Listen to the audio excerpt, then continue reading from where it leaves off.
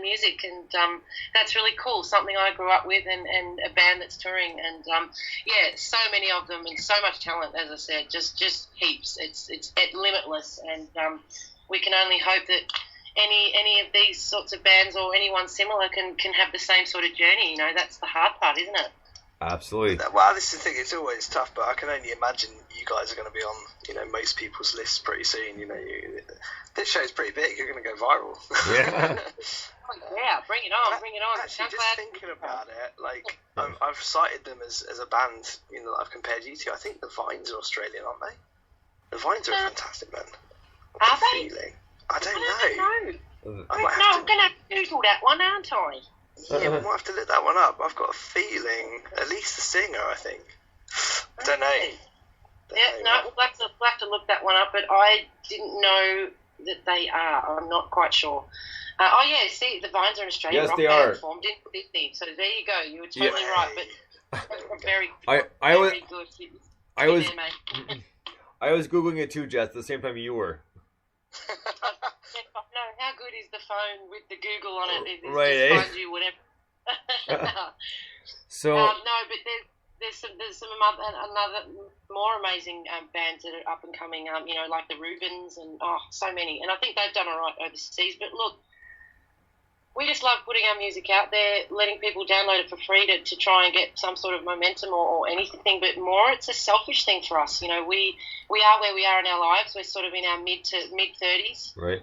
And we've all been in bands, we've all produced lots of music, we've all done lots of things and to be proud of. But we do this because we love it, and it's I don't know if it's selfish, but it's like this is kind of what we want to put out there, and we won't be told what to do or be influenced by anybody.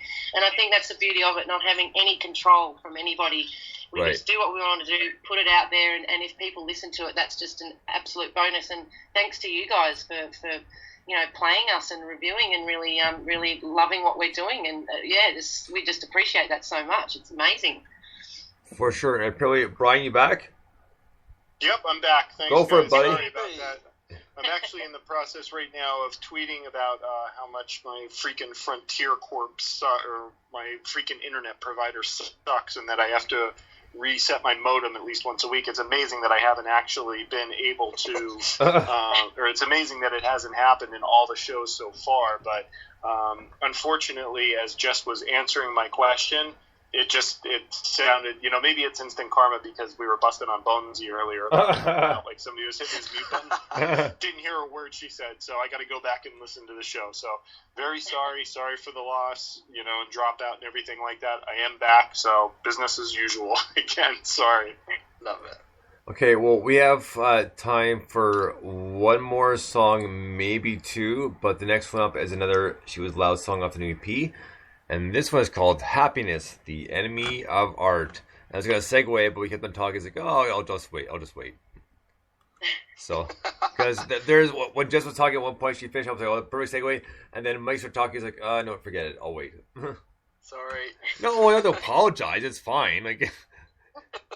So here we go with She Was Loud and Happiness, the Enemy of Art. Dig this. Now you know, I just want you to fall. Nothing sinks in when you're 10 foot tall. Break me down, I ain't nothing at all. Now I lost it all, I can start to crawl.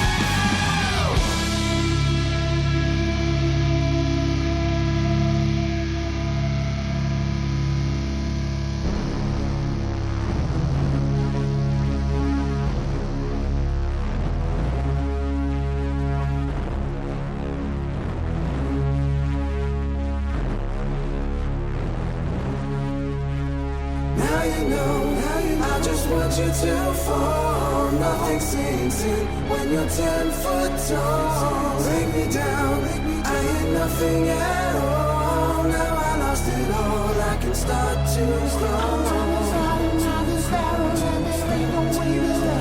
I've shed weight, I'm a diamond in the rough. My name is Mud Honey, ain't it fucking funny? My motivation art, the devil is money. The running game changed the DNA of the core. To be happy first, free, or a double-edged sword. To be complacent and content is the end of the start. All for serving a purpose in the name of art.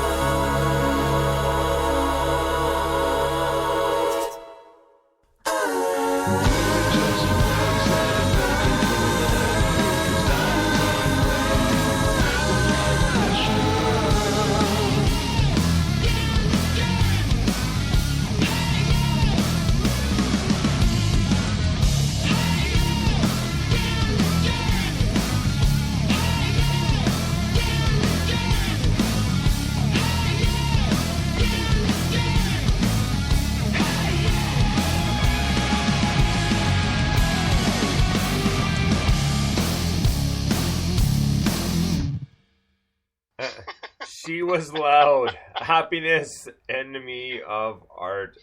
Great tune, very heavy but very cool. Again, I love the vocals. I just love the rawness of it. It is such a good flow. I love the breakdown to the bridge. Like, great tune. Thank you very much. I guess that's me chiming in after that. Look, thanks heaps for that. And, you know, this song is one of the most hectic I think I've ever heard, but so intricate and melodic, and someone who can put those vocals and harmonies and bits together and make it all work over the top of each other kind of reminds me a little bit of Bohemian Rhapsody kind of thing, but right. on a real messed up kind of level. And someone with the mind that can create that, such as Diz, and heavily influenced by Paul in this one as well, who's the lead vocalist in this, and he's absolutely amazing. And you can just see how intricate and how intelligent he is with what he can do and put all those parts together. So it's just the bridge, amazing bridge vocally, and but a real headbanger. But also I can sort of hear it, you know, on a big movie like Transformers or some real cool big movie sort of thing. So if you know anyone who's producing a big movie, you know, let us know. You know, we keep asking, and we're yet to get a response, I think, aren't we? We keep going, that'd be great for a good film, that'd be good for a movie. Oh, yeah, there's so many, isn't there? You just got to find the right people who are scouting for those kind of tunes, you know, and get it in there. But, yeah, it's definitely got that real mechanical, big, it's really hard to explain, but it just blows my mind, absolutely blows my mind. So for me, that's probably, although this is tricky, that's probably my favourite track on the EP. I think I really like that.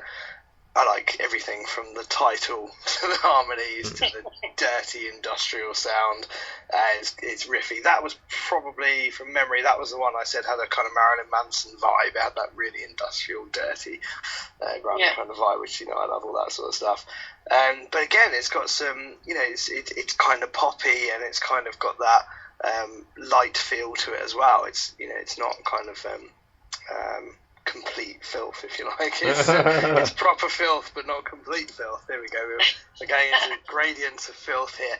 I really like that. I bet that's really good to play live. Do you guys gig a lot or at all, or what's the live situation? We don't gig, no. We're essentially just a project. You know, Diz doesn't like it when I call it a band. I would like to call it a band, and I would love to tour. That's what I do, you know, when I'm not working my full-time job. Like, we all have our full-time jobs, and then on the weekends we do whatever. But, you know, I gig with other bands and things like that. You know, to make a bit of cash, you got to do your covers and that sort of stuff. So I'm sort of constantly doing that. And one day, if we ever got the opportunity to do a show somewhere, it would just be like a dream come true for me, just because I think live you would have that, if you can imagine Chili Peppers meets the Beastie Boys and they're on stage together. And then that's what I can imagine us to be, just jumping up and down. Some of us are on instruments, some of us are on the mic, just going off, climbing the walls, whatever. I don't know, I just feel like there'd be massive amount of energy produced on that stage with all of us together, and I think it would be amazing. But we can only just envisage what it may be like, or, you know, certainly if the opportunity arrives, then yeah, definitely we could all just put it together easily, because we all do a lot of live gigs and we've all done that in the past. So performance is definitely a strong side of a lot of us, because we're always doing it every weekend. So one day, you never know, one day. Well, I can only hope. You mentioned the Beastie Boys. I love the Beastie Boys. They're just amazing. What's your favourite Beastie Boys album? Oh! I know, right? I have to go down this route now because I put you on the spot before and you answered it so well. Shake your head. I love it when you do me, Mike. But definitely Paul's Boutique, the old school. Yeah. With the real old stuff, and then, you know, coming to the new stuff. Oh God, now you're putting me on there. But anything from them, I remember being 14, sitting on the tram or the train, going to school, and my Walkman on, and my cassette tape with B-Boys on there, and just do a full mix, and that's all I would listen to going to school and going home from school. And just, I've seen them live actually when I was about 16, once and once only, when they played in Melbourne, like, you know, 20 odd years ago or more, and they were absolutely just so bliss to see and so awesome to watch, and just the energy and the power. And because they all play an instrument, they would jump on the instruments and do one, bang it out as a real rock kind of thing, and then they'd grab the mic and show their real MC vibe and do rapping stuff, and it's just like, what, you know, what can't these guys do? And that's, love those guys. So any album from them, anything they do is just awesome. They are absolutely stunning. I saw them live once, and again only once, and it was just one of the best gigs I've ever been to. My personal favourite album is Ill Communication. I love from Sure Shots at the beginning right the way through. It's got Break Down and everything on it. It's a great album. Great band. Brian? Fantastic as always. I would definitely love to see you guys as a live setup, like you had said. I think that would be pretty cool. And, you know, the sound that you guys have is so it's got such a great live overtone to it that it would probably be really magical live. So I would definitely, if for some reason, you know, that should ever come to fruition, I think that would definitely be great for you guys. But, you know, unfortunately, I'm still battling internet connections here. So everything that Mike just said, I kind of only got a quarter of. I was gushing over the Beastie Boys. That's all you need to know, really. Yeah, that's all you really missed, us gushing over the Beastie Boys. Sorry, I'm totally useless on this show here right now. In relation to She Was Loud. Oh, you're all right. I was kind of going to use the word gushing, even though it sounds a bit crass to keep saying it, but it was both that we were gushing over, and now we'll